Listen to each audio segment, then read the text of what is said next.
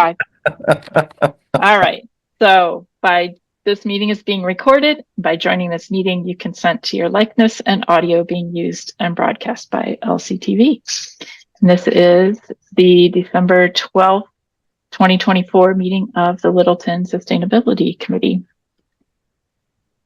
So the first order of business is member roll call. So Margaret, do you want to record all of us that are here?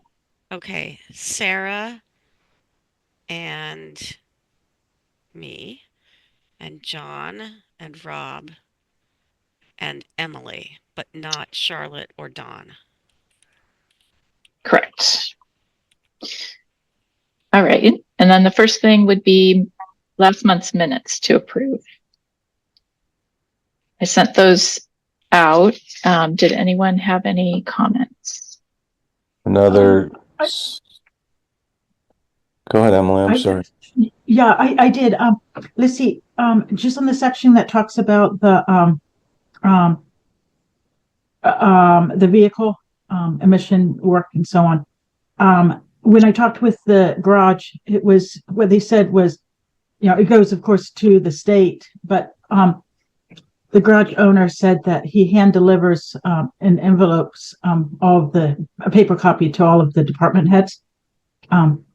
So that's the interesting aspect we might want to document. Can this be Emily? Is that new information, Emily, or was that something that we discussed? That sounds like new information.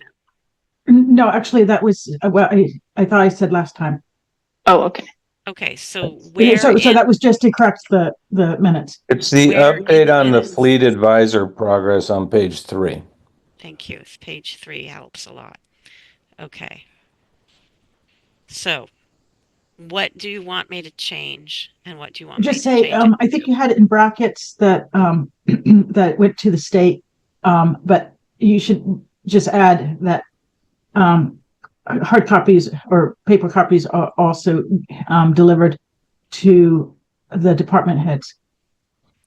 So, which department heads? Well, it would be the police, the fire, anyone who has a car that goes through Neshoba Garage.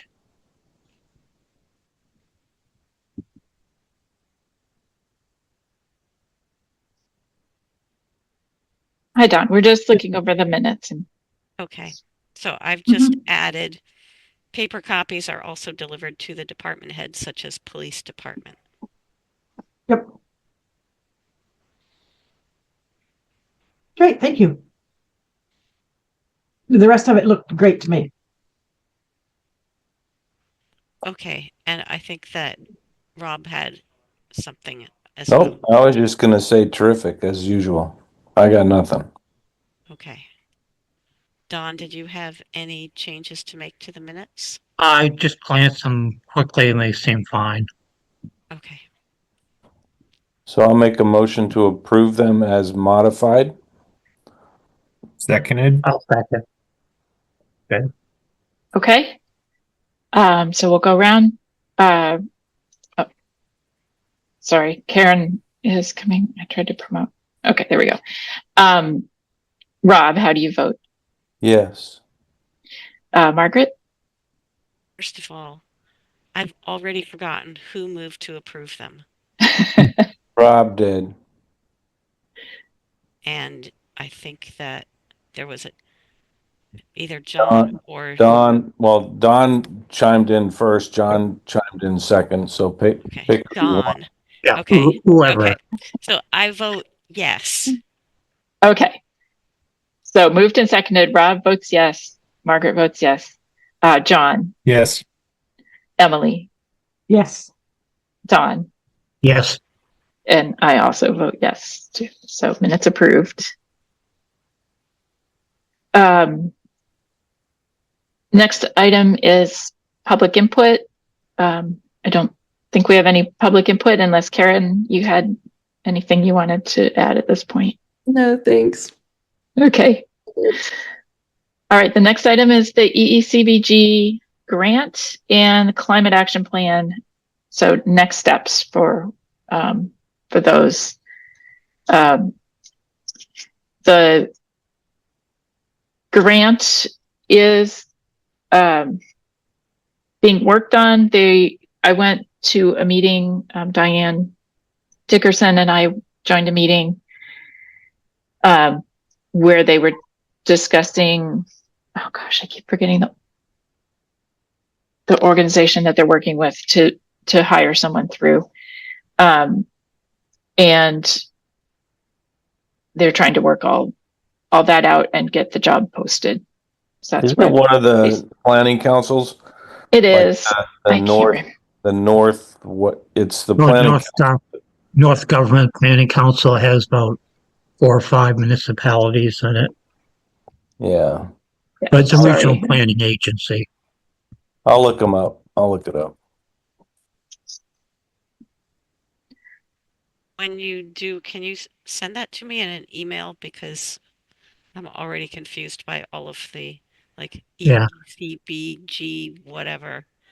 So thank you. Yeah, and the regional planning agency includes, I think, Lowell. There's about 4 or 5, and maybe Westford. You know, it's north of us. I think Pepperell's their connection. Northern Middlesex Council of Governments. Yeah, that's it. Yeah. So I'll send it. I'll send it to you. Sarah, do we, Littleton, get to interview the people, the candidates they come in? How is the hiring process after it's posted? It's a little unclear to me. I think that so they will be, so most of the discussion was how the person would be hired. So they'll be hired as an employee of the Northern Middlesex Council of Governments, NMCAG. That's the acronym they're using. And so there was discussion about who was going to post that, how it was posted. Was everyone posting a different posting? Were they all pointing to one posting? So basically, they will be posting a job for an employee of NMCAG who would be contracted out to the 5 towns to be paid for by that grant. What's the A stand for? I'm sorry. Maybe it was COG. I don't know. Okay. Okay. As Rob said, Northern Middlesex Council of Governments. All right. Sorry. I don't recall, and I think I have the wrong notebooks. Let me just double check. I don't recall if the interview process was discussed. Yeah, I'm sorry, I have the wrong note. That may be something that's important. We want someone that the towns can work with, not just someone who's just by PA, just put into our laps, right?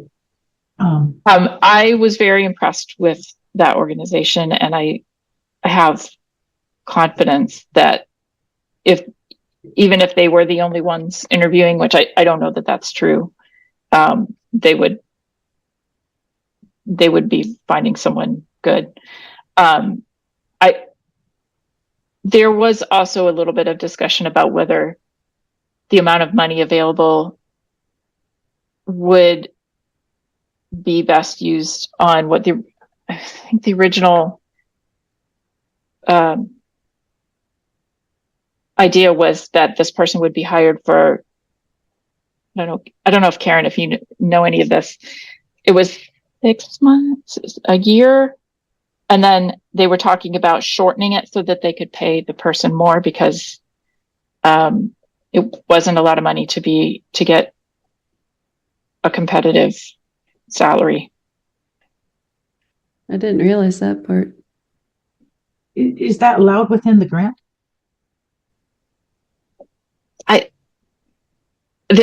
So I will find out more. I think on Thursday there's another meeting. These were all open questions. So I gather, we've gotten the grant. We said we want to do certain things. It sounds like there's flexibility after they considered us as meritorious and worthy of the grant. And it's hard telling, It's, with 4 communities, it's hard telling what gets shared and for work and what have you. yeah, I will know better next month after, and I'll know better on Thursday after, or a week from today. There's another meeting. So do I Sarah? understand it right that the town administrators of the 4 towns kind of are the ones who are working directly with this person to drive the work in town, and our role will be to help provide counsel, support, and guidance? Is that right? Or are they're not reporting to this body, they're reporting to the TA and or council? Is that right? Or I guess maybe I'm a little confused. I want to make sure I understand. But I think that's how I understand it. I think that's a little bit up in the air also, Okay. is from town to town, because I think some Got it. towns, the TAs are very involved and would like to So do forget the that. other towns. Littleton's what is our? Do we have like roles and responsibilities with this person clear? I may have missed it from last We meeting. need to work with the TA on that. Got it. And I think that his intention is to have us working closely with him. Okay. If you give me 1 second, I'm going to Do look. that, Sarah. I think I have my Should we notes. Which I think is good. If you remember when we did green communities, we did various things, but then Keith Bergman sort of took it over and made some decisions on his own. So yeah, I think a lot of it depends upon the personalities and work styles of whoever the TA is. Okay, I did find my notes. I apologize. So I'll just run down quickly through the highlights. NMCOG and 4 towns will simultaneously post the job description, but NMCOG will be the hiring body for a full-time NMCOG employee. The job description is in good shape. The money will flow through Pepperell from the grant, but it will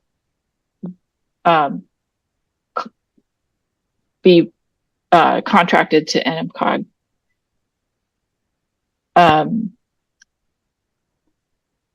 They're looking at late January or February for hiring. The local coordinator should track their time spent because there's a match requirement. So, for example, Diane Dickerson was in the meeting and she would track her time.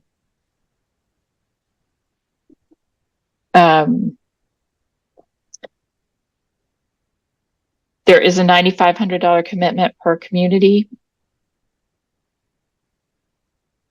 Each town needs to review and refine their milestones. So that's the action item that Diane and I have, which was to, we originally had put in goals for what we wanted this person to do, and they wanted us to just go back and double check that those were the priority. And we did shift a little bit to move the climate action plan above the fleet advisor sort of thing, because we have the other person that is working with us on the fleet advisor. Right. We mentioned that actually at last meeting. Okay. That we're changing the priority.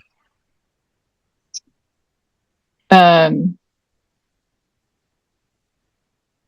the NMCOG person said there's a large pool of professionals, but this is a large ask for not much money. So that's why that was discussed. And there was no decision. It was just mentioned. So we're planning on meeting monthly. And the next meeting is the 19th. Sarah, can we work with other 3 towns? I mean, if we have the person doing similar work and try to get some synergy out of it, for sure. That's why we have one person.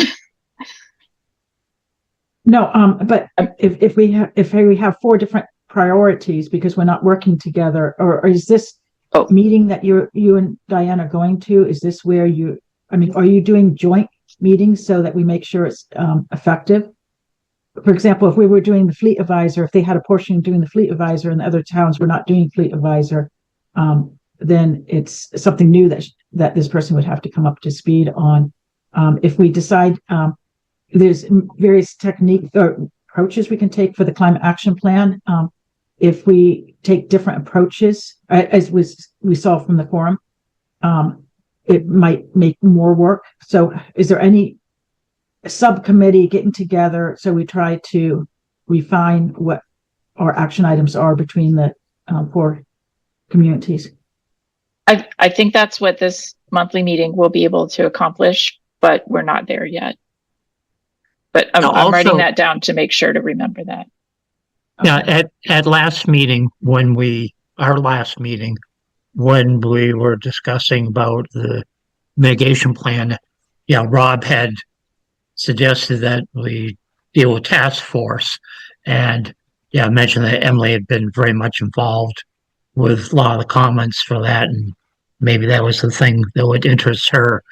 I know Rob mentioned he was interested in the climate action plan. I mentioned, that I have interest in that too. And I'm not suggesting that all the work be done by the subcommittees, but in between meetings, maybe certain amount of work gets done trying to sketch out, what we see as the steps are, and then bring it back to the committee as a whole.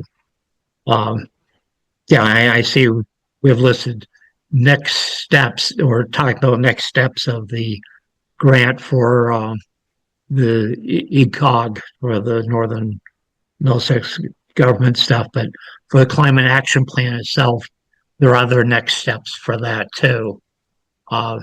Sounds like the grant that you're talking about is basically asking for, what's the loose project plan? What are the milestones, goals, milestones, etc. I think it'd be good to, for the climate action plan itself, to focus on that, what the next steps are. And there were some suggestions made during the presentations by Tom Birmingham in particular. If I remember correctly, he talked about there are two approaches. The one that Canton had taken, which mentioned we're halfway there basically.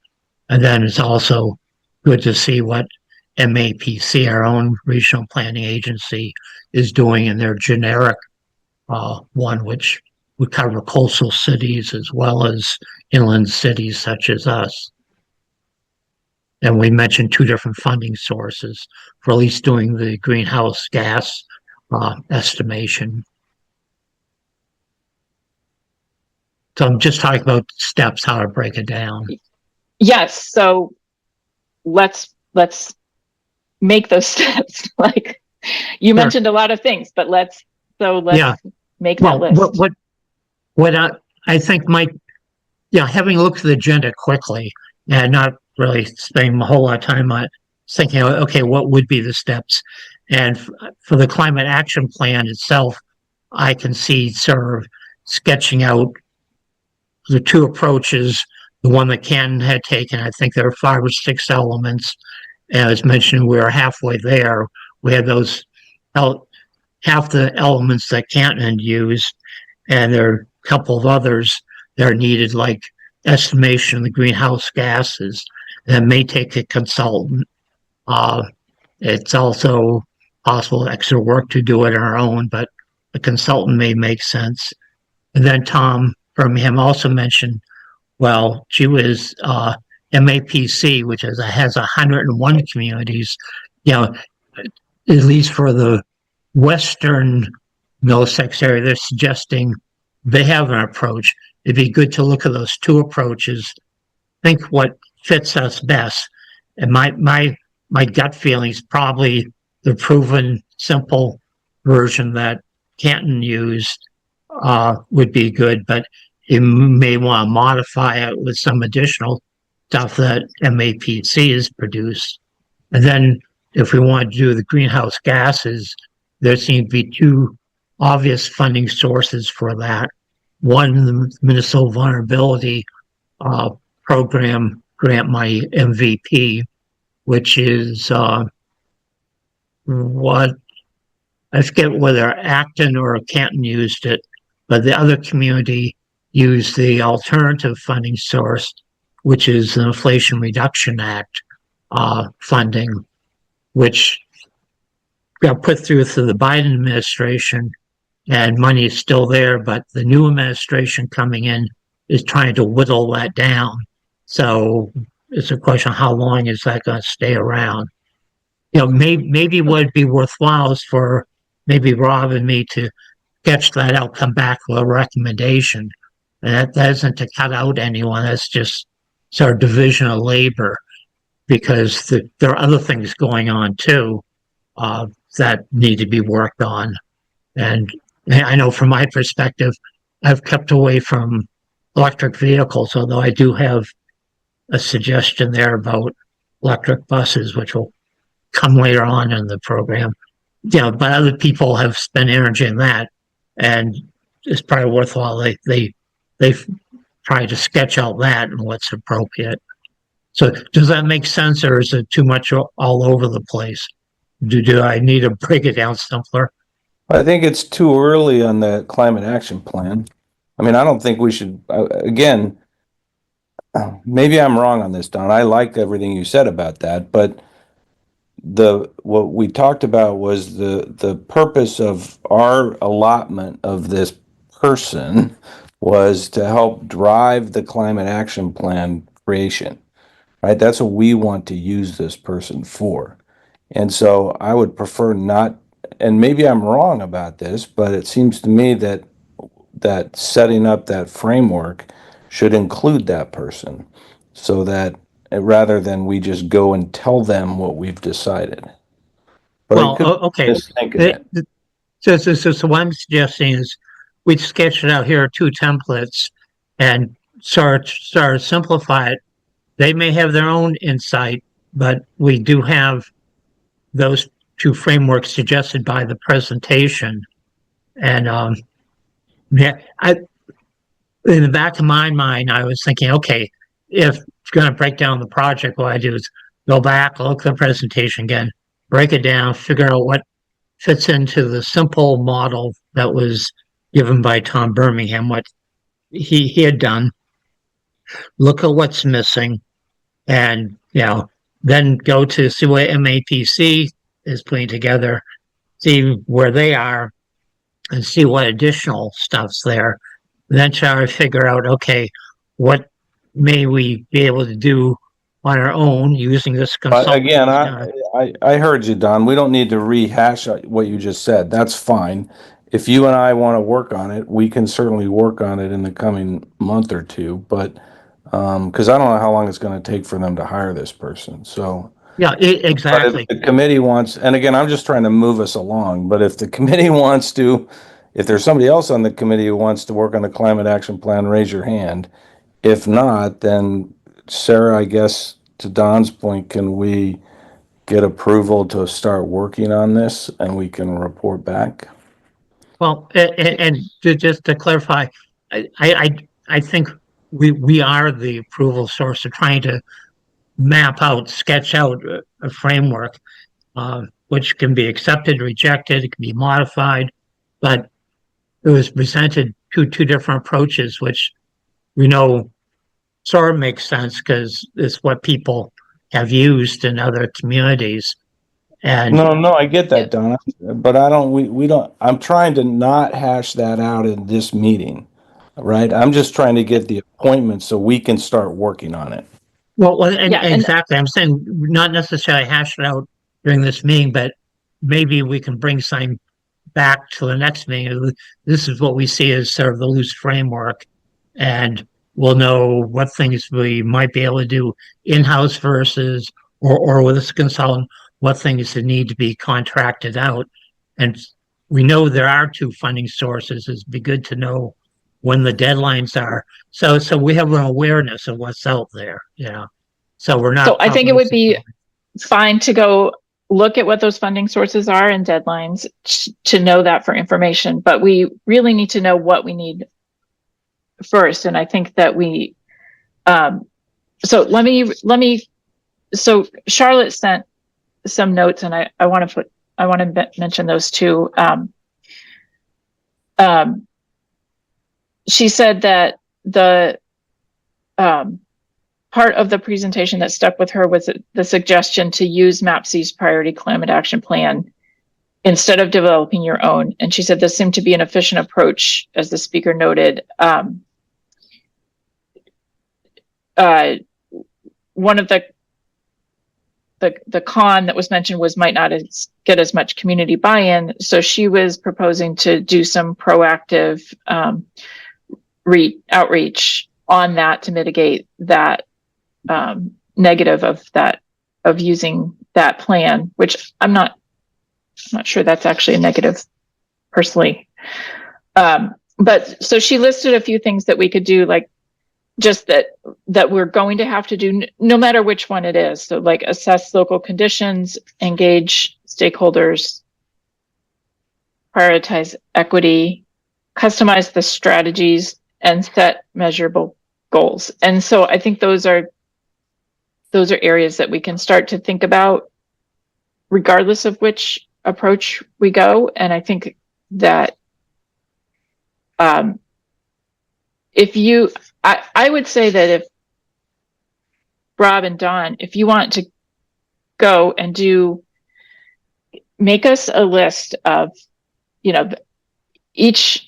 each approach and what you think we would need to do, and if there are pros and cons of doing the Canton approach versus the MAPC approach, and then we can evaluate that at the next meeting. Does that sound reasonable? Yeah, at a high level. Yeah, I mean, we were just having a high level. And even though I've gone to the MAPC website for some other things, still not quite sure exactly what they're doing, whether it's so vanilla that covers coastal towns as well as inland towns. I mean, well, is there a contact you could reach out to ask those questions? Well, I'm saying I did look at the website. I see names and so on, but I'm suggesting get a little more sense of what they're planning, whether that fits us, parts fits us, pros and cons. Yeah, I mean, that's what I'm suggesting. At some high level, sir, sketched out, see what the choices are, and come back at next meeting for that. Although the next meeting is coming up quickly, I remember we decided not to have it in the first of the year or the second of the year. I forget when our next meeting is, but we can bring something back for the next meeting. But it's a busy time of year to do some of this. Right. And also the funding sources. We know there are two funding sources. If we're going to consult, need some funding to have some look at greenhouse gases. So it's good to understand those a little bit better. Deadlines, how much money one can ask for, etc. Okay, so the action item would be that for the next meeting, you guys can get the lay of the land on any funding and a list of what we would need to do for each approach. Yeah, it's looking at the chunks of the work, little the limits and stuff for the funding. What Charlotte has suggested is really sort of a process approach. So once you know what you're doing, you connect together the chunks of work. What's the process to engage the public? And all that's important, and it's generic, but it sort of fits around the chunks of the work, the sequence of the chunks, and put milestones to it and get into more detail. Okay. Does that sound okay with you, Rob? The action item? Yeah. I'm still processing. It's high level. Okay. High level. Bring me a list, not a discussion list. No, it's a high level. It's not a detailed plan. It's sort of Yeah, it's essentially a high level, sketch out something that could be modified, first version. Okay. Okay. All right. So let's move on to report to the select board.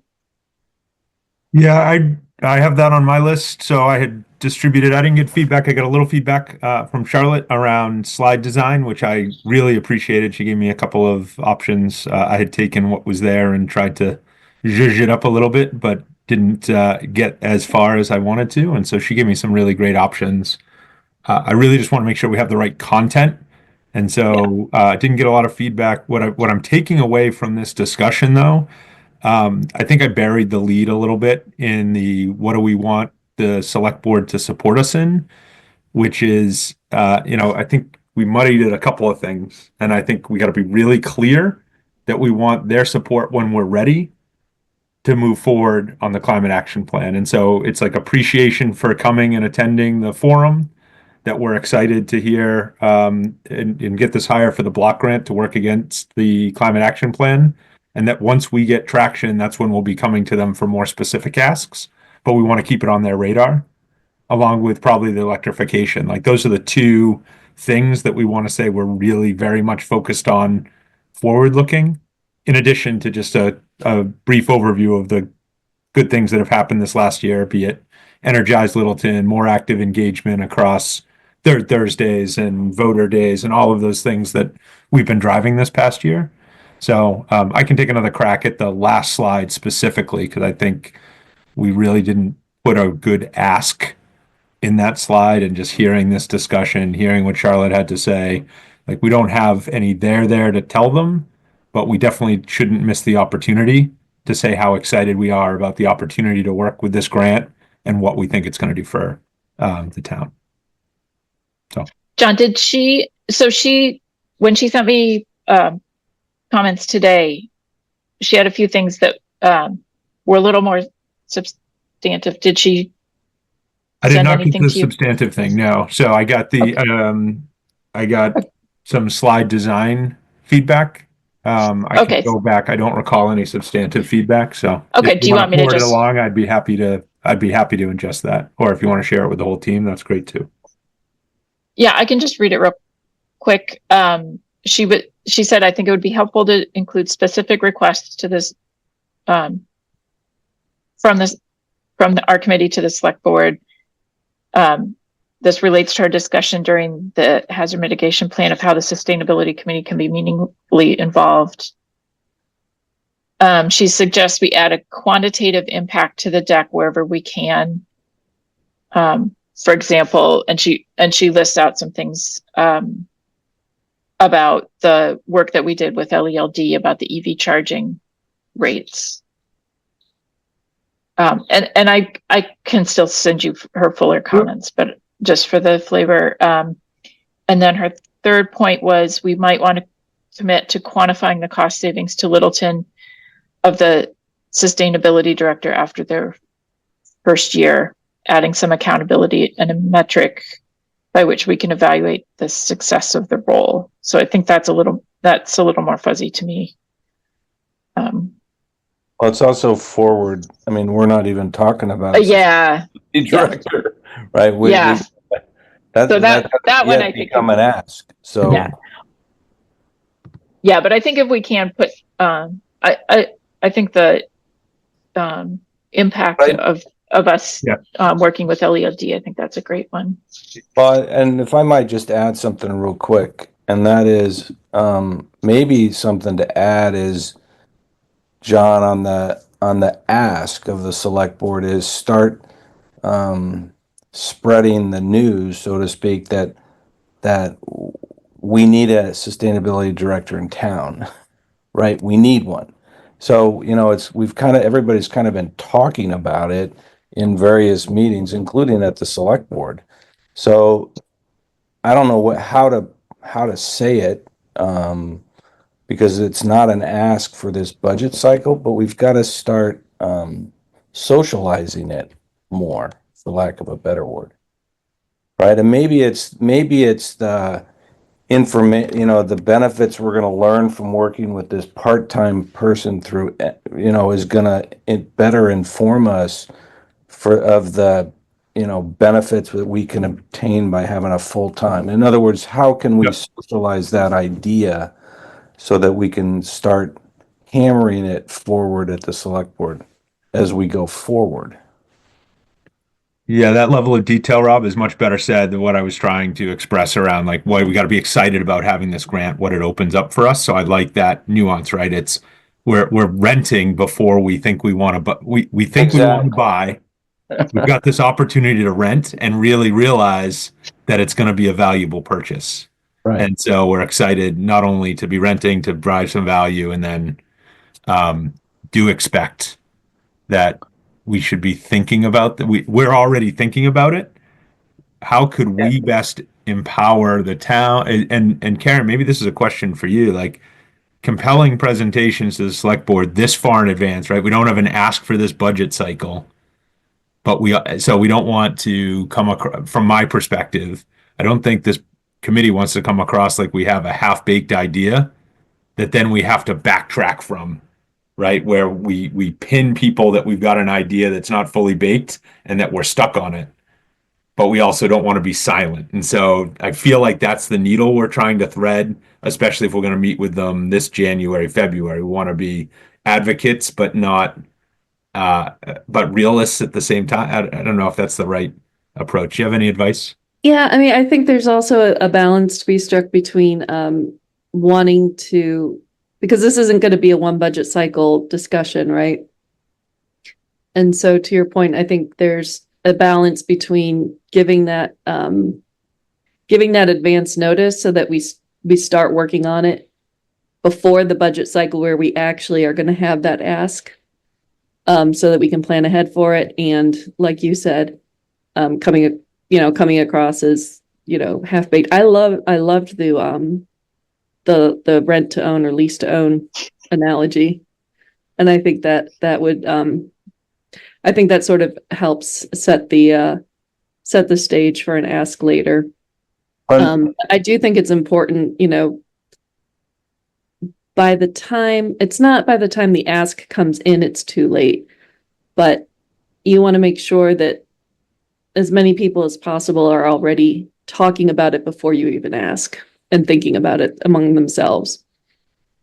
And then you come and put your best foot forward and make your best presentation, and everybody has already sort of had time to think about it and maybe to ask questions ahead of time.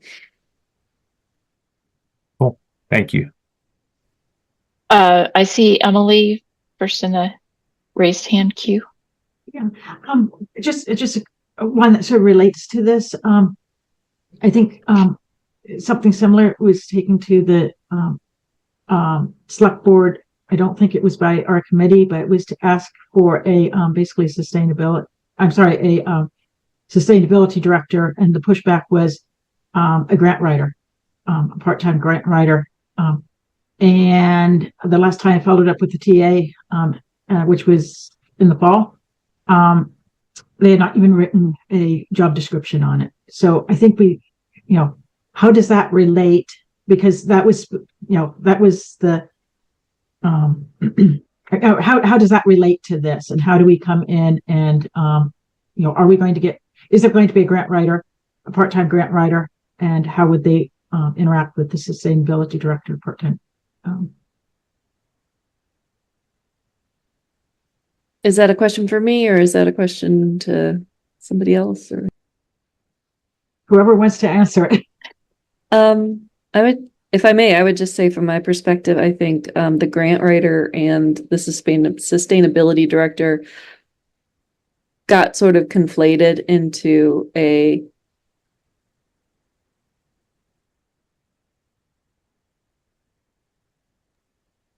like an eco friendly position. And it was like, well, what, do you want a grant writer or do you want a sustainability director?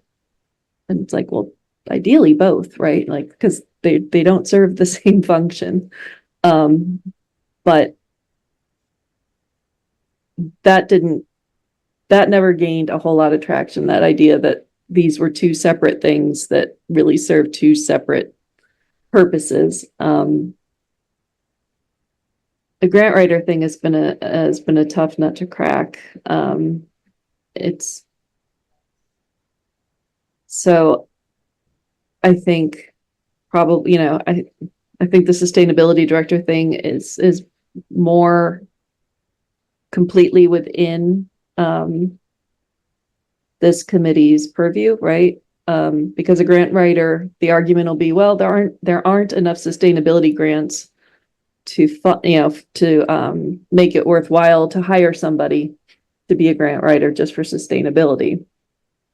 And then so that was one of the critiques of that. So I think probably keeping it really clean and just focused on sustainability director might help avoid that conflation, if that's a word. All right, Rob, you had your hand up. Only to say I would. This is something that I would propose that we add to the list, the second part of the list for this part-time person, right? Because in essence, what we need this person to do is to give us data that helps support a full-time sustainability coordinator, right? And on the rent to own thing, they could be helping us quantify the benefits that a sustainability coordinator or director brings to a town. And even if it took them, 5 hours of their time to put together, here's how it works, right? Here's what a sustainability coordinator brings to the town. So that's where I think we could get part of the rent to own analogy works is during the rent period, we can get them to give us the data and the rationale to justify the own, right? Let them help us sell the position to the town. That would be my proposal on this.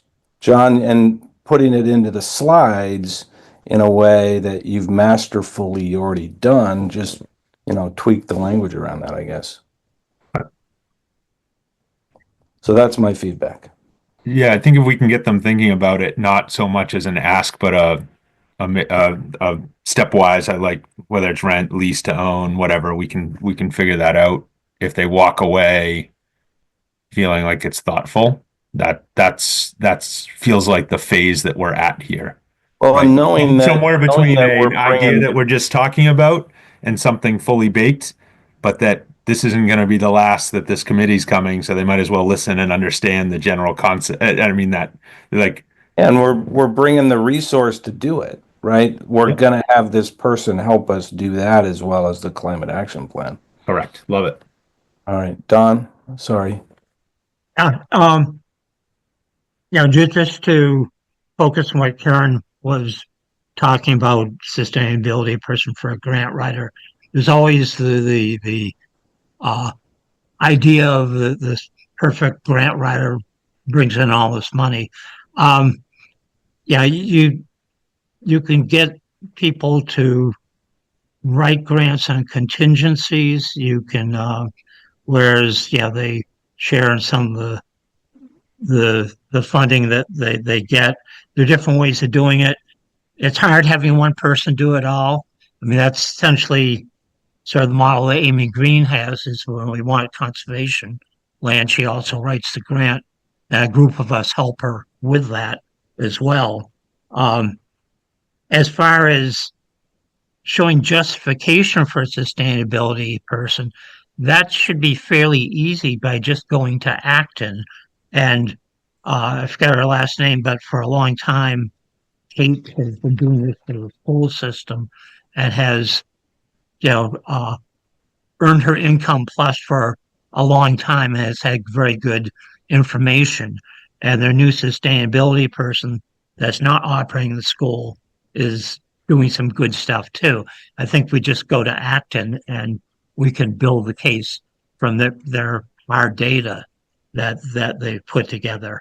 But yeah, the sustainability person is the critical person. That writing the grants, there are different ways you can do it. And it's hard having one person do both of those areas of work because it's hard getting the other area of work being done while you're focusing on the opposite one. So yeah, I agree. Sustainability is the main concern, but we should go to Acton and basically they probably have already developed cases and information as to the amount of money they spend for someone's salary doing that versus the money they bring in.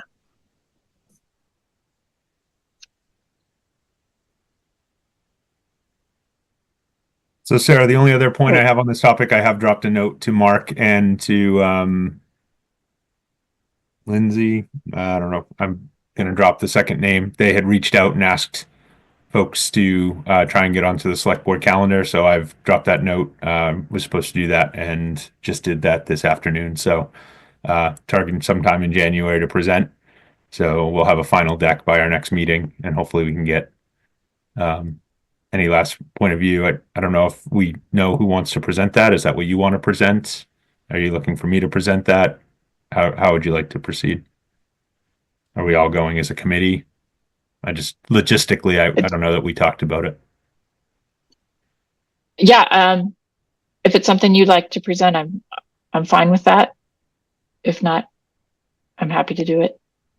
Although what we have been doing is trying to use Sarah as the point person for identification of the committee. I mean, I don't, or you could divide it up, But yeah, I do think it's good having identity to the committee. I think the committee should show up to see what the comments are from the select board.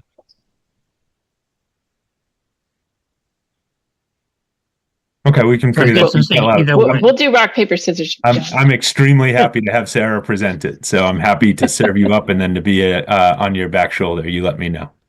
Yeah, well, we're the backup resource. We can answer questions. It's not one person that has all the information. All right. Yeah, and we'll see when we have the date too to make sure that. It's similarly aligned. One of the things we've mentioned in the comments to the mitigation, natural, environmental hazard mitigation stuff is, where we say we're part of the budget. Well, if people are looking at budgets now, we should somehow be involved with some of that on the sustainability side of things. The sustainability cuts across various functions, various job functions. And if we want to be involved with the budgets or make comments, we should ask to be involved. And that's part of the ask too, to be a participant, active participant. Yeah, I think Karen, you've got your Super Saturdays and your budgeting sessions coming up. So I think if any committee members are able to make any of those, that would be really great, so that we have the visibility and whoever's there can chime in if it's appropriate. I think that's a great idea. All right. Then next up is an update on Fleet Advisor. I know Emily, there was some input from the Highway Department, and I didn't know if you had any update on that. Definitely. Let's see. The Highway Department, as I think I mentioned last time, has the data from when people fill up the municipal cars and trucks and so on. Unfortunately, that data is not very clean, and they took 5 examples, and you come in and you can get a little bit of data. However, I did find another source. It's actually very helpful, and that is I can get the inspection data for any vehicle that I know the VIN number and the plate number for, and that goes back to at least to 2018. Some of it goes back even further, but some of it does not have the mileage on it. And it's the search, and then I have to open up and individually look at each report and pull up the mileage. But I went back to Diane's list. She is giving us 2 lists that I'm aware of. The first list is that came from the insurance company, is the more helpful one. She had said ignore that, but the second, and when she sent out the second one that she merged with something with Kelly or something. But in any case, that second list does not have the plate number, and without the plate number, I can't search on this. So I've gone back to the first list, and I'm in the process of pulling out those numbers. And so what this will give us is what the typical mileage is. I'm on my spreadsheet. I'm going back to 2018. It goes further. I'm not going further than that because it gives us a history that we can see, so that if we have a one-off year between 2003 and 2004, we'll see that in the data. Next, so that will give us a very clean how much is any particular vehicle driven per year. The second question is, what's the mileage if possible? They wanted to have that information, and that's where we'd have to go back to the filling of and see if we might be able to, for some of these vehicles, pull that off as well. Can I just ask a question to clarify?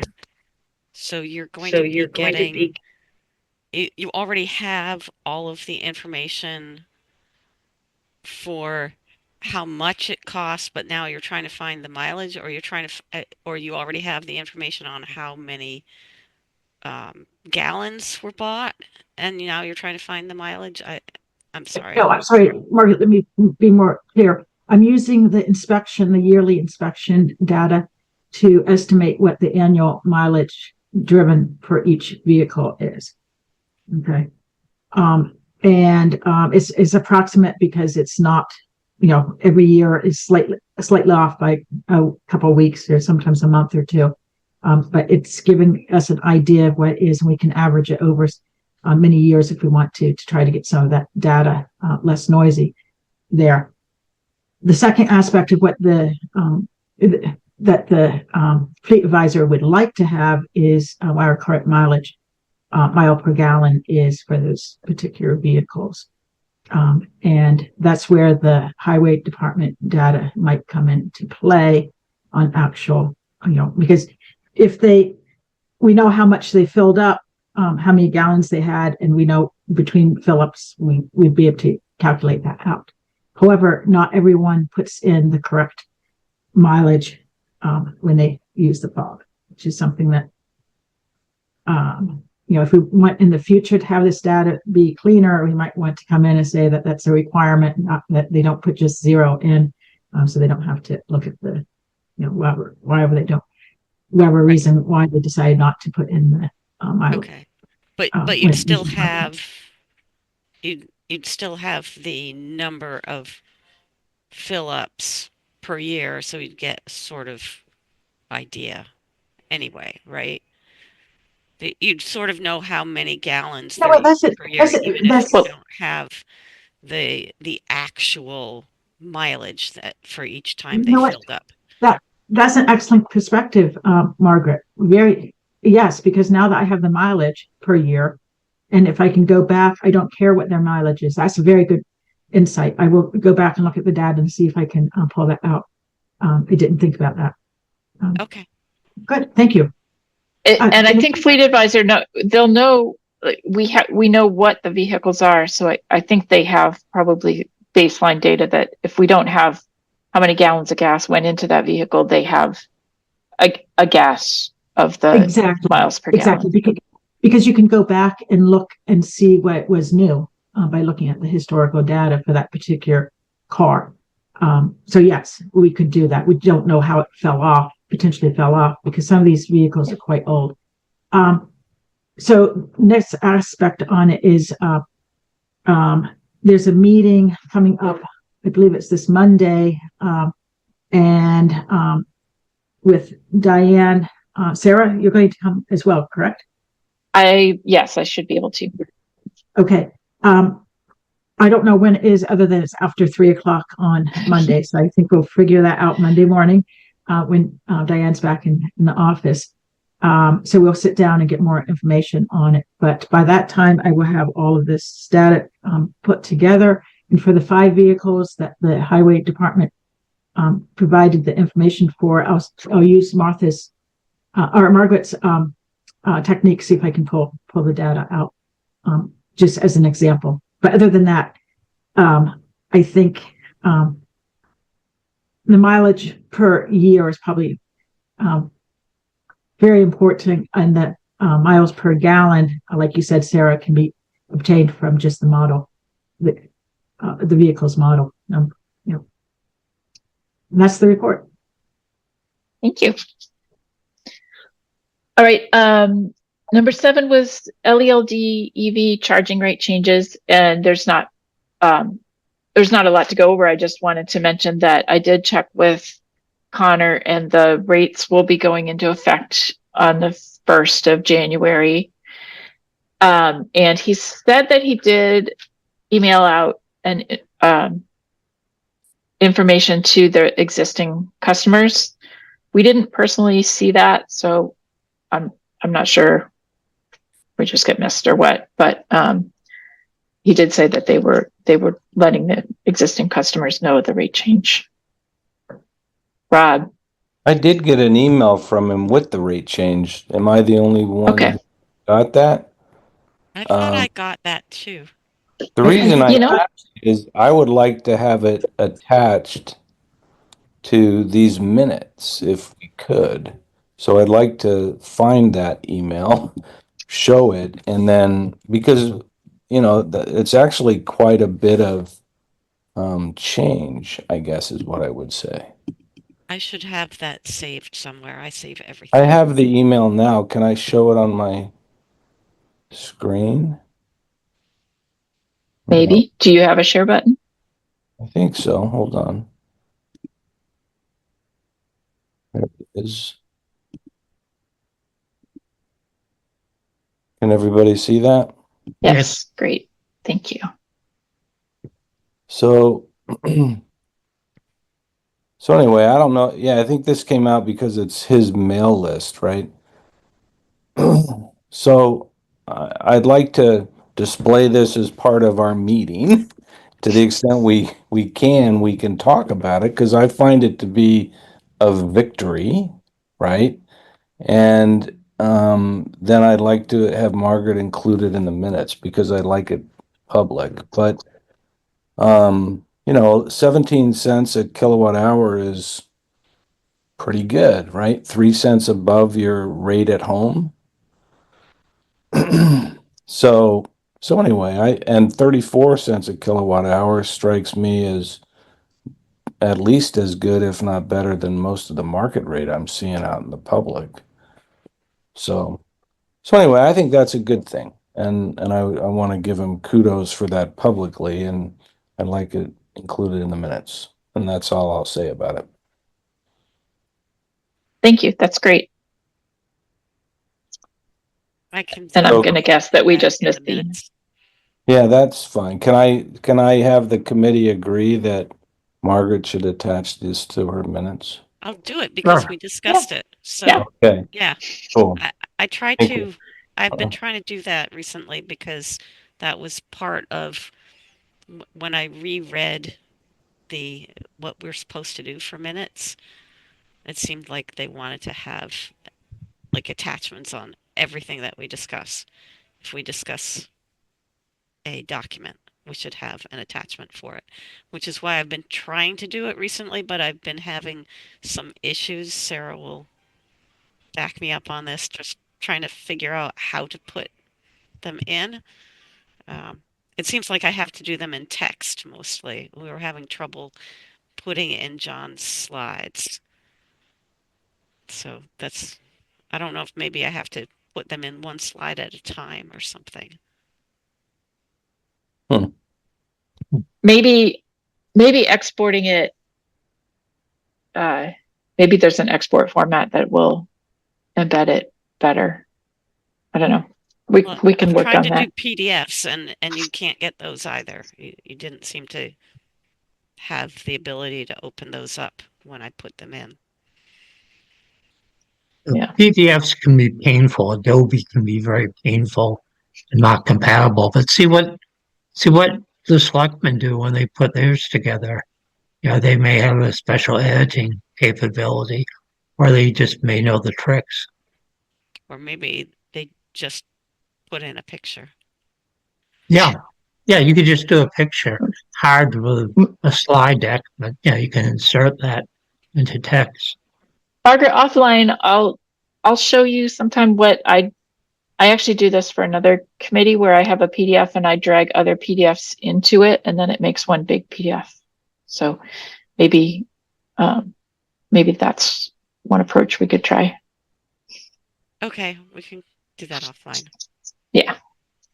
Can somebody send me what the 2024 rates are, or direct me to where I'd find those? So as we call this a win on the slides, it would be helpful for me to put it in as to from. I have where we are now, but just for context of everyone of how big a win, I couldn't answer that question in a slide today. Is that just available on? I'm actually not sure you can put it in it's hard because they're actually changing the calculation from per hour to per kilowatt hour, right? Okay.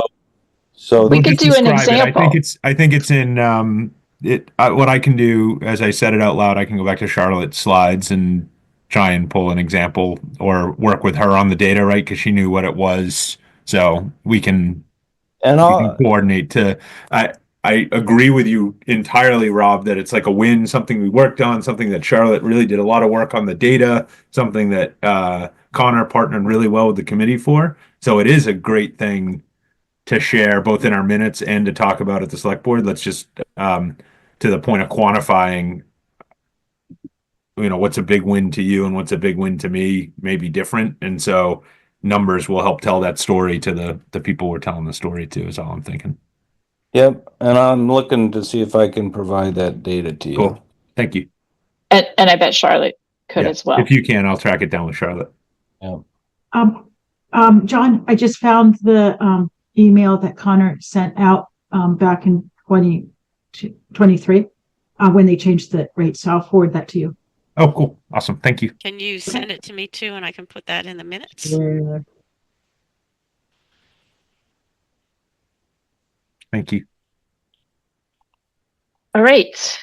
So we're down to any member updates or new business. So I'll go around and ask if anyone has anything. So, Rob, do you have any particular updates that we haven't already covered? No. Well, yeah, let me say this. I recently attended the NC4, which is North, it's the climate action group that was put North together. Central Climate North Central Coalition. Climate. Yeah, NC, yes. And the group itself is dwindled in size. There's maybe 6 people that were there. And this particular meeting was relative, we did talk about the grant that we are participating in with Groton. Is it, and Pepperell, I guess it's Pepperell too. So we talked about that because the lead person behind all that was Jim Scarsdale out of Pepperell, right? Yeah. So most of the conversation was around that, but they're an interesting group and they're struggling a little bit. And this is something I was going to talk about with Sarah, but the group covers the towns that are part of Lori Trahan's congressional district. So there's like 13 towns. And the bulk of those towns are well, I shouldn't say the bulk, but a lot of those towns and the ones that are active in this group tend to be north up around the New Hampshire border. Pepperell, Townsend, Groton is, Constable. yeah. And so the group itself is covered by three or three, I think, different planning councils. We just had the conversation about the planning councils, right? Littleton is one of the only towns in this group that is part of MAPC. And it's a challenging disconnect between the way that these towns are operating in their world with their planning councils and the way that our town operates in our world. Like we spent probably 25 minutes talking about legislation involving farming because there's a lot more farming in some of these towns, and which is fine, but I'm having a hard time figuring out how to connect in, um, and I'm still trying to figure that out. It would have been good if I'd have been participating more regularly when this grant came up because I could have been a bigger role in that, and I was not. So anyway, I'm still working on how to work with NC4.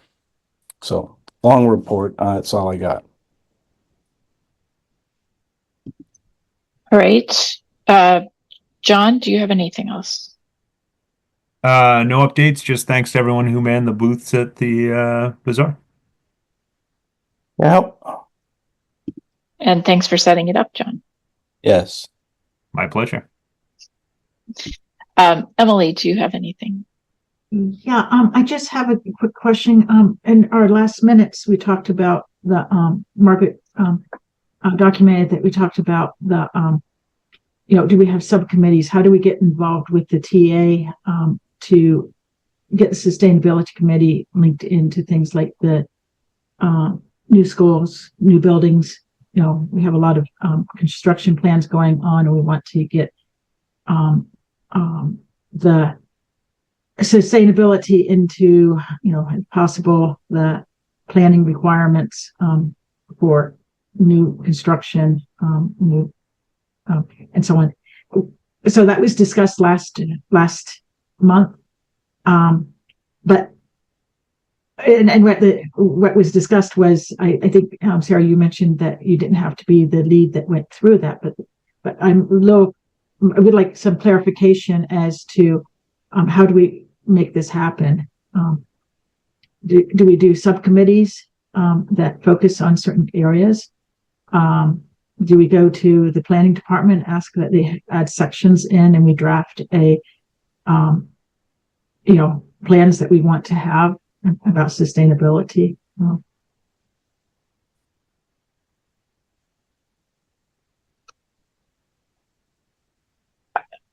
I'm not sure I have an answer. Ideally, one would work with the sustainability director. Like if you want to do things with schools, I mean, you can certainly, whoever wants to be a liaison or work directly with it, go to the school committee. Janine Wood was very open to people. She wants to engage more people. So if you want to do something with the school, that might be a good approach. Well, I don't want to do it as an individual. I want the sustainability committee to do it. I can always do it as an individual, but if we're doing it as a committee, we need to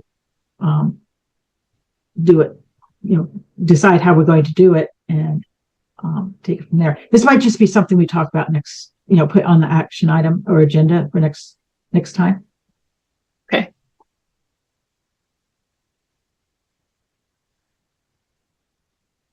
So next month. So the topic would be how do we interact with other committees? How do we get sustainability engagement tied into in the correct area? I don't know how to word it right off the top of my head, but it's there can be initiatives that we want to have. We should sit down. I think maybe a subcommittee sit down and hash out what we might want to do and for each of these different areas, planning, schools, hazard mitigation plans. As we talked about before, we'll listed on some of the hazard mitigation plan, but we haven't really, they say that continue to involve the sustainability committee, but the sustainability has not been linked in. So ferret out those aspects and then go to whomever needs to be, the sustainability committee needs to I think decide how we want to handle it, to get engagement and make sure that we're not left out in terms of input. Okay, I'll add it to the agenda for next time and think about it in the meantime. Okay, thank you. Margaret? Yeah, I just, Anything? it was good to be at the bazaar again, and we were right by the front door practically, so we had a lot of people coming by. I think more people were not as interested in the climate action plan posters as they were in, oh, here's the way of getting onto our Littleton sustainable website, which I can't remember the name of. Energize, Littleton Energize. And they also were interested in the recycling, which that was fun that you had that up there, Sarah. I had to blank out one of the things because they just closed down the deodorant one. But I did check your website right before, so. yes, I know. And they had just, like the day before that happened, they just changed it. So, excuse me, I don't go onto my website every day to change it, but I've changed it now. Anyway, and then there was one little kid who really liked the idea of free magnets, so he got one of the LELWD magnets. So I don't know what it was like when Emily and Charlotte were there, but we had a lot of people come by when Rob and I were there at the beginning few hours. Yeah, while we're talking about the bazaar, yeah, Charlotte actually did say that there were a couple of people who said they hoped Littleton would install more EV chargers and make sure the current ones are fully functional, and in particular mentioned at the new Shaker Lane, the proposed Shaker Lane building. One was at Shaker Lane staff who said, I'd buy an EV if I could charge it at work. And she said that she did see a lot of engagement and interest in the climate action plan from younger residents, like the environmental club. Oh, she got the environmental club there. That's great because they weren't there when we were there. Well, aren't there this new Shaker Lane building at the library where they currently have 6 chargers? I'm just trying to understand that. What? Did you say that the person said she'd buy an EV if she could charge it at work? At Shaker Yeah, but Lane, she's at a the Shaker school. Lane employee. Like Shaker. if she could Oh, the at school. work Sorry, at the got it. school, Yeah. just plug it in. Sorry, I'm mixing up my S words streaks. I'm still new to town, so bear with me. All right. Thank you, Margaret. Don, you have something? So 3 items. The first one, really quick. On April 30th, there's going to be the Mass Energize Conference, Community Climate Leaders Conference. Sarah, I think Rob went to. So they've been sending out emails about it with partial information, but it's coming anyway. That's the date. I did go to the Oak Hill Montessori School. They had wanted someone from the Sustainability Committee to see a presentation about what the students had done on climate action for their climate action plan. And actually, it was very impressive. There were half a dozen students, maybe 7 or 8. Each had their own station. It was like a round robin event, and they had worked. We prepared throughout the year, but they spent 3 weeks working on their project. And the types of things they were doing were very focal, and they had a good presentation. They researched it well, they had documentation, and each of them was very good in doing it. Now, this is the fifth grade. So, example of some of the stuff was having exchange children's clothing at school. And I should point out the town of Acton does that. We don't, but yeah, here's the fifth grade that was doing it. Most of the students were from Lowellton. There's one or two from Harvard, because it's a private school. They come from the community. One was working on composting, and she was from Harvard, and she had an idea and a way to publicize and so on that it be done at their transfer station. There was an impressive guy from Lowellton that was on dealing with lawns and the monoculture and trying to promote grasses that were drought resistant. And he had a plan. He should probably present it to the Light and Water Department. The Light and Water Department used to have grass seed that was drought resistant to cut down the water usage. And here's the fifth grade doing it. Why isn't the water department still doing it? There was another boy that was into rock climbing, and he does do rock climbing at the Metro Rock Gym, which, if I remember correctly, when Brian Balconis, who used to be our committee, retired from Raytheon, he invested in that. So he's a part owner. And so what this boy did, it seemed like very simple, but it really sort of worked out okay. His complaint was that they could sell water and one-time plastic bottles. Why not have a reusable bottle with a logo on it? And I thought, okay, he took the easy way out, but I actually thought about it quite a bit, and they had a mock-up, and I gave him the name of Brian Balconis and said, well, go and present to him. So there were a couple of other things too, very good, and it was impressive. And it's too bad the town doesn't do some of the things that they researched and thought were good, and some other towns do that. So enough propaganda there.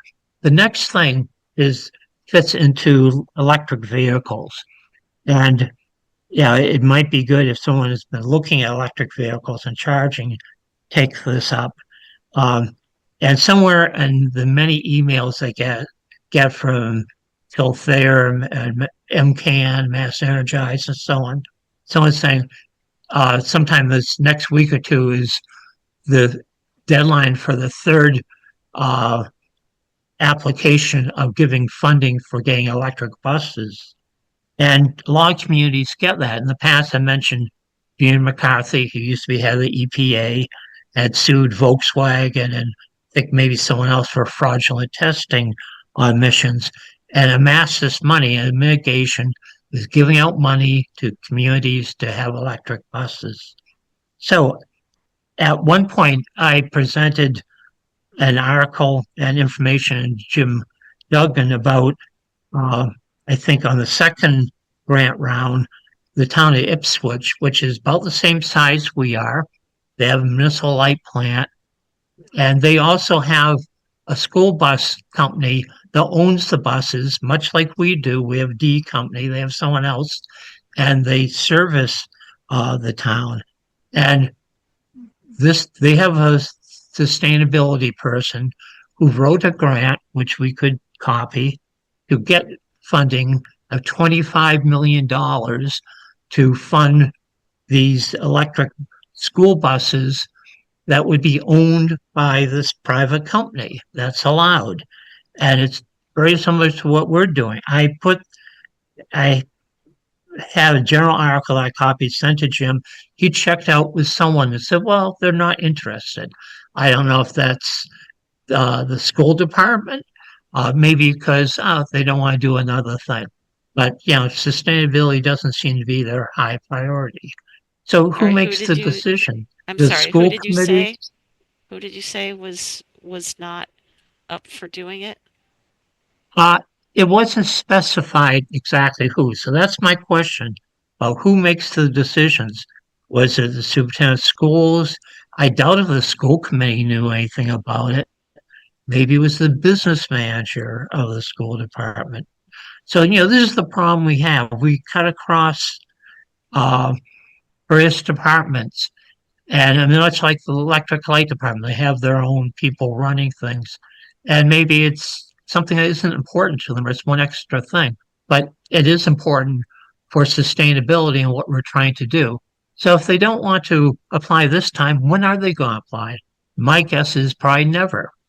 So I present that, and I could probably come up with what I sent to Jim Dugan. I have no complaint about what he was doing, but he was trying to find out if there's be traction for that.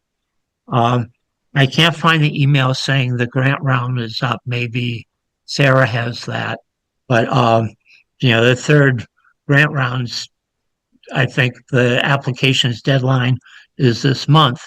But even Jim Duggan said, well, he knows the town administrator in Ipswich. You could get a copy of the grant proposal. I probably could. I'm in Ipswich right now.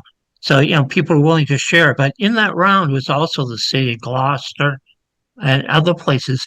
So, just thinking back to Janet McCarthy telling about this some time ago, she said, well, she hoped the poorer communities would be able to get some of this grant money too. And I don't think there's much obligation on part of the town. I think it's really on who gets the reward, gets the buses. And, it's a big chunk of money. And it's something I think is worth pursuing. I see Karen has her hand Yeah, raised. Do you want that'd be to let her great. comment? So- I was just gonna say, my understanding was that D-Bus was not interested. Oh, okay. Well, that makes a bigger difference. Yeah, because they would have to submit it with us together. And they cited, I want to say it had something to do with storage and the charging units, Mhm. and space for that. But ultimately, I think they're just not interested. Yeah, and I have no idea what the obligation is on the people receiving the funding. They may have to provide charging stations and so on. But Yeah. but yeah, it's something that should be focused on at some point. And maybe they don't have it prepared to pull it together at this point. But if we're pushing Yeah. for electric vehicles, that's one of the places that's important. Beyond for the benefit of D is for the benefit of the community. Yeah, Thank Emily, are you. buses included in the list for Fleet Advisor, or are those separate because they're under a contract? I don't know if you know offhand. I don't know. We have to ask that to them. They're not on the list that Diane Okay. gave me. Yeah, because we don't know the buses. Right. So Okay. that's a good question. My question is, why do we have to stay with D? If they're not interested, why don't we consider taking out to quote? Why would D want to do that if they're not going to get some pressure? And Karen probably has I could comment speak on to that. that if you'd like, Emily. Yeah. Because I researched this quite a bit when we were looking at school times, and changing school times, and so much of that depended on the buses. Like most of the towns in Massachusetts, Littleton only gets one bid every time they put school busing out to bid. It's a monopoly situation. There's zero competition, no matter how hard we've tried to, as a town, is my understanding, to get multiple quotes. So they're the only show in town for us. Okay. It's a shame. Is this something that the school committee has discussed? I mean, I'm glad that Karen has some awareness. So yeah, at least the selectmen address it. I don't know in general or if just from your assignments, Karen, but it might be something worth for the school committee to discuss as well. And as Emily saying, maybe some pressure is needed. Certainly, in a friendly fashion. it would reside with the school committee. The only reason I know about the monopoly situation, like I said, is because as a parent, I was involved with the time changes, and I honestly can't remember where I heard that it was D-Bus that was really the gave the final word about the electric bus thing, but I heard it somewhere. That's the best. Well, That's the best I can do on that. I'll come across wherever I sent to Jim and maybe send it to Janine Wood, who is very proactive, as you know, on the school committee. Sure. And, maybe it's worth discussing. Maybe, it doesn't happen this time, but you get closer. I know Gina McCarthy was concerned that all the well-to-do communities like Lexington will get buses. And this last round was the first time it went to the smaller communities that could benefit more and have less money. Okay, thank you. Yeah, it's come up before, and I think it's good to just keep raising it with people, and eventually maybe we'll have some success. All right. Karen, do you still have your hand up, or did you not put it down? Okay. My bad. Okay, I think I got everyone else, right? Did I miss anyone? Okay, I had a couple things. I actually was going to mention the Climate Leaders Conference on April 30th. I clarified with them that the rate for us to send someone would be $65 a person. So maybe we can talk about in January who would, if anyone would like to. Actually, the early bird might be through the end of the year. It might be a little bit more after that. I don't remember. Yeah, they keep on saying the first time they had no price connected, and second time it was the bad format. I keep on advising them how to change their website. I do too. Actually, I gave them feedback on making their rates more accessible and clear. Yeah. Okay. So, so last Saturday I went to Jamie Eldridge's Green Advisory Council meeting, and Steve Long from the Nature Conservatory spoke.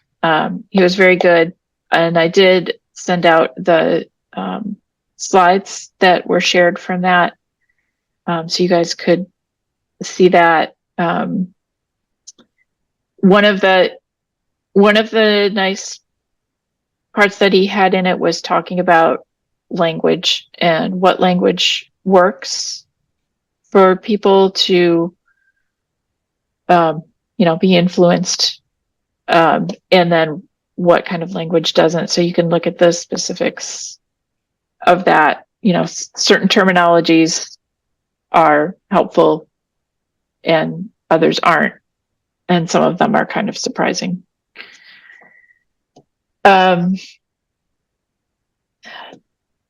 I wanted to mention that Margaret set up with the Friends of the Library and the library staff a TerraCycle box for the coffee pouches for the coffee machine. And so that is, you did take it there, I think, Margaret. And so they should be starting to recycle all those little pouches. So we'll see how fast the box fills up. I think it holds over 1,000, right? I thought it was 1,600 that they said, something like that. So, yeah. Of course, I don't know how bulging the box is at that point in time.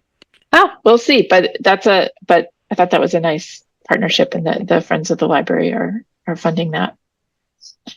And I think that's all I had. Yeah, and I'm looking at Mass Energize to figure out when the early bird thing is. I should have it soon, I think. Did you find it? I can. No, it's just the cell phone responding. Do we want to put forth a motion so that we can get money? Like, if it's done in December, you don't have a motion already. Yeah, let me Yeah. I'm pulling it up too. Okay. Early bird ends the 17th of January. Okay, that's good. Okay. So yeah, actually, that's the one thing that we need to do is make sure that we are set on the date for the next meeting. I think that our normal meeting of the first Thursday would be the 2nd, and I think we were talking about pushing that off until the 9th. Does that work for everyone?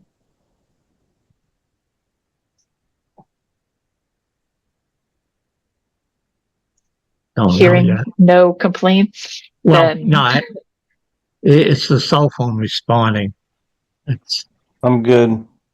and you said, oh, the 9th on Thursday. Yeah. okay. To So we'll plan for the Margaret- next meeting. To Oh, Margaret's sorry. point, can I make a motion that the committee will reimburse anyone who will register for the Mass Energy Conference from any committee member that wishes to register for this conference? Yeah, that seems reasonable. I would second it. So it comes to $65 per registration. I think we probably need to put an amount in the motion. So I think that in To cap other it. places that I've been, they cap it. They say not to exceed. Yeah. They'd say not to exceed a total of Not to exceed a total of $300. $300. And that way, you can get quite a few people to For go, and registration. I won't be going. So Sure. So I'll second it. And yeah, so either full reimbursement or partial, depending how many people sign up. so Okay, so I think we need a more clear, yeah. move that the committee, our committee, will reimburse any committee member that chooses to register for the Climate Leaders Conference not to exceed a total of $300. Well, and maybe if it's 65, you saying like, yeah, 325 or something. So ideally fully $325. reimbursed. So John, you were the one who made the motion. Is that amendment okay with you? Yes, that's completely fine. For total register, that's 320. I'll put 320. It's 325, I think. Yeah. I'm not a math 5 guy. times 65. 325. I'll Fine. put So I will second 325. that motion. Okay, Don seconded. All right. Okay, can we put any sustainability committee member, just to be clear? Yes. I don't type that fast when people are saying it. Okay. Move that the Sustainability Committee will reimburse any Sustainability Committee member. And the rest is the same.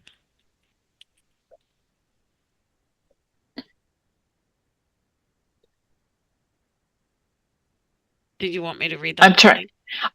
I'm trying to think of when I registered before, if we did it, if the town paid for it, but I think I got reimbursed for it. So I think that, Yeah, I think they do reimbursement. yeah. It's more complex Okay. if you pay it with a money order. Okay. So Margaret moved. Was there a second? I'm sorry. No, I didn't move. I moved. Don Don seconded. moved. You moved. Don seconded. Everyone Okay. clarified. I typed it Okay. out. Then I I- added. All right. Can you read it one more time, Margaret? Just to I immediately regret my motion, but I want to keep it on the table. Move that the Sustainability Committee will reimburse any Sustainability Committee member that chooses to register for the Climate Leaders Conference, not to exceed a total of $325. total. That's why I said not to exceed a total of $300. Right. 3. Okay. Sorry. Okay. All right. So moved by John, and who seconded? I Is second.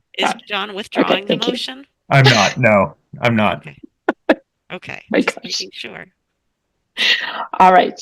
Thank you. We'll go around. Rob, Yes. John, Yes. Don, Yes. Margaret, Yes. Emily, Yes.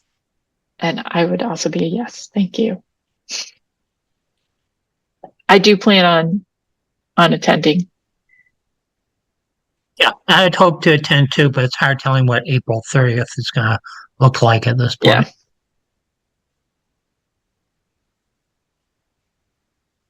Anyone else think that they might? I'm in Tucson for work. I don't know.